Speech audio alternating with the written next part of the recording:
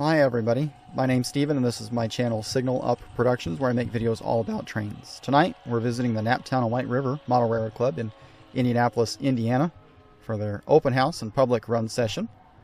So my train just came out of the crew lounge and staging area through the wall here, and so I'm going to make this turn and go through the main classification yard of the layout, complete with a working turntable and soon to be constructed roundhouse.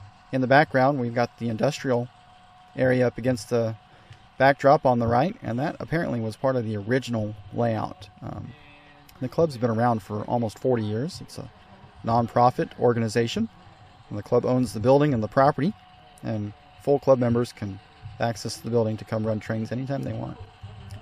The layout's a twice around layout, so it leaves the end that we were just at and basically a folded dog bone design, so that a train will go through the scene twice, but on two different levels. We just came out of the tunnel here at Cementville, and since it was an open house, there's other people running trains. This guy's switching the large cement facility here, just as I run by on the main line.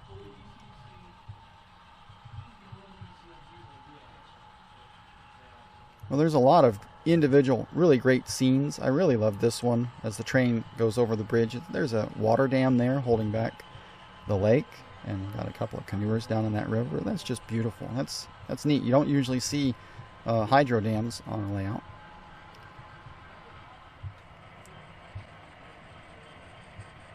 And so we just traverse each of the little villages and towns. A lot of nicely detailed, weathered, and aged buildings all over.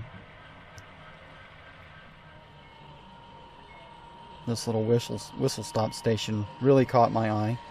And then we have a lot of abandoned track, like this abandoned bridge. Has the rails are pulled up, but the bridge is still there. So I'm sure some hikers use that to cross the tracks. So we're going to come down the hill towards the end of the layout benchwork. This is one of the many passing sidings along the main line, used for formal operating sessions. Trains will operate in both directions with the dispatcher. But for tonight's operating session, we all just ran in the same direction, so we didn't have to coordinate our meets too much. And here at the this end of the layout, we've got a very large intermodal facility. There's a neat Union Station with the tracks underground. You go underneath the station there. Several tracks to stage the different passenger trains that might run on the layout. So that was a nice touch. And the main line's going to balloon around here and head back the opposite direction, back where we came from. These balloon areas offer a lot of real estate to have a lot of scenes that aren't necessarily railroad related. So here we have a drive-in movie theater, and I think Transformers was on the big screen tonight playing for all the little HO scale people. So while I wasn't watching my train, I was being entertained by some Hollywood flicks there. So we've got a car shop right there that does a lot of repairs for whatever freight cars on the layout are broke down as we balloon around. Most of the curve radius on the main line is about 34-inch radius. There's a few spots that it's as low as 30-inch radius, but most of it is 34. Many of the switches are number 6. There's a couple of number 8s as well. Here's an up-and-coming project. This peninsula is going to represent Senate Avenue Yard of the Indiana Railroad, which is located in Indianapolis. And so that's what this yard project is going to be. They're working on that now. I also love the valance that follows the benchwork all the way around the layout. And the LED fluorescent tubes provide some really even lighting all the way around the layout. Makes it really easy to see the various details and the weathering that are on all of these buildings, and the track is weathered. I'd say about 95% of the scenery was complete. So now we're going back through the same scene we were on earlier. We're just on the different track. And oftentimes these balloons that turn on the peninsula have one of the tracks hidden underneath, so we've got the little opera windows here that make it where you can see your train and reach stuff if it derails.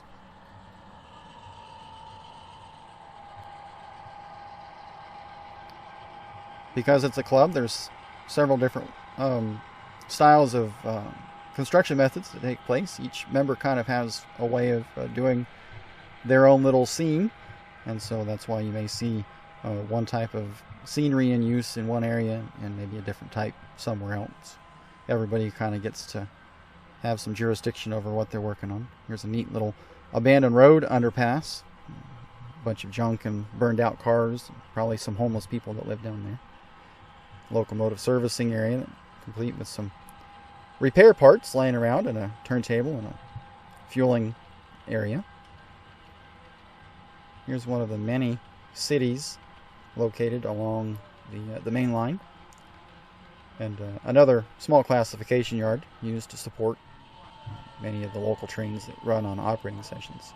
I especially love the Waffle House building. I love eating at Waffle House, but apparently somebody must have had a grease fire, because it looks like the fire department's there to help resolve whatever issues there. And I love all the little houses, little subdivisions. And this area looks like it's still under construction. Here we've got some canoers in the river. Maybe they just came down that waterfall in the background. And you've got the abandoned track at the grain elevator in the distance there.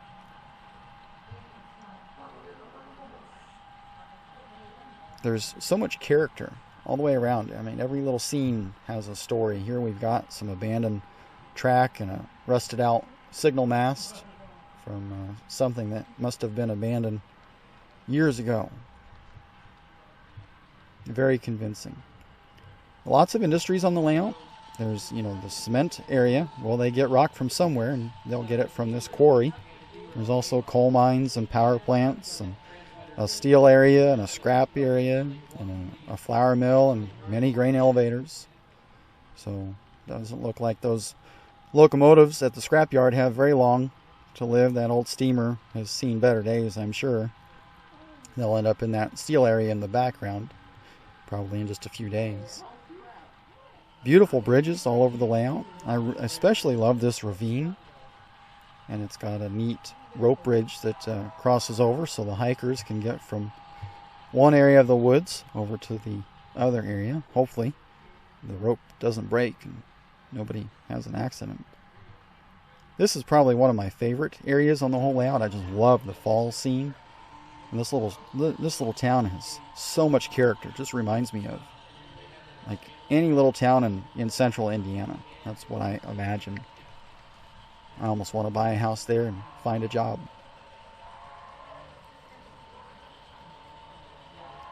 We're coming along now to the original part of the layout where we started. We've got a little cemetery there. I haven't checked to see if any of my relatives are buried there. But I've been doing a lot of genealogy research lately, so maybe I should do a little more looking there. Maybe I've got somebody buried there.